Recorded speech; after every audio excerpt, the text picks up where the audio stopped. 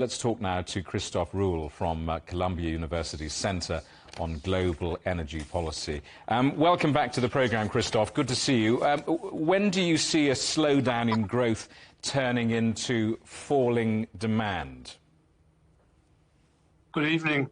I think the IEA was actually smart enough not to specify the year in which they expect this to happen, but it is a big adjustment compared to what they said earlier. Personally, to answer your question, I do believe that we are facing peak demand most likely before the end of this decade. It's driven more than anything else by relentless efficiency improvements which occur with surprising regularity. And if we assume that the world continues to move for the next 5 years as it has done over the last 30 or 40 years in terms of these efficiency improvements, we should see oil demand peaking indeed before 2030. We do have to be rather careful at the moment when we're doing comparative analysis across year to year, don't we? Because we've had the distortions, if you like, from the invasion of Ukraine, and we've had those lockdowns as well. I mean, it is worth remembering those two substantial factors in this story, isn't it? Absolutely, and it's not only, we don't even need these events. The history of oil forecasts, is littered with the victims of forecasters. So that's why I made it conditional if the efficiency improvements continue. In a way, the interesting thing is not so much when this happens, but what happens next.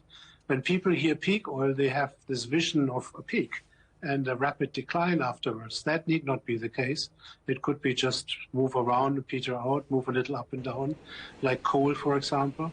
But it's certainly going to change the market, and it's certainly going to change the world, in particular for producers and for OPEC and for OPEC+, because competing in a shrinking market is a very, very different game from competing and selling oil in a growing market. Electric vehicles, of course, and biofuels are big factors in this transport sector story. What else is affecting the growth demand for oil?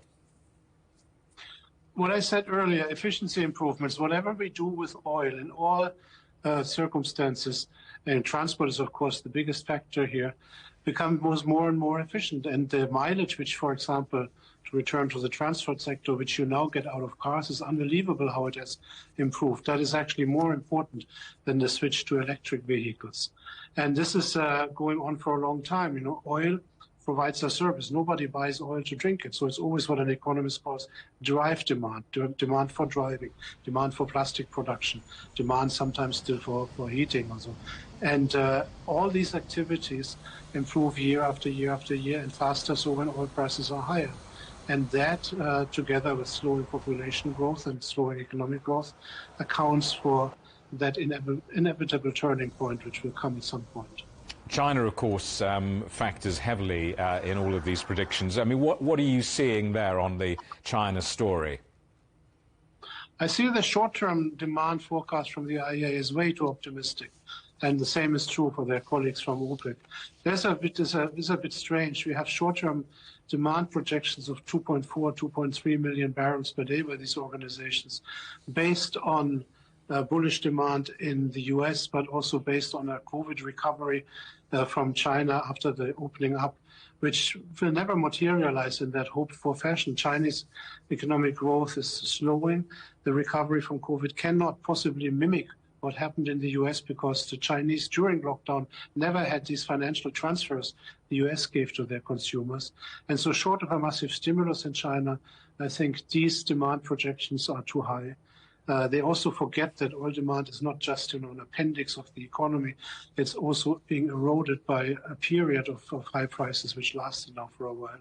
And on the supply side, we used to say that the market is extremely sensitive, price sensitive. Prices go up when there's any kind of expectations of a disruption because the safety margins, safety buffers were so thin, little spare capacity, little inventories. Now with every OPEC cut, they increase the safety margins and the safety buffers become bigger.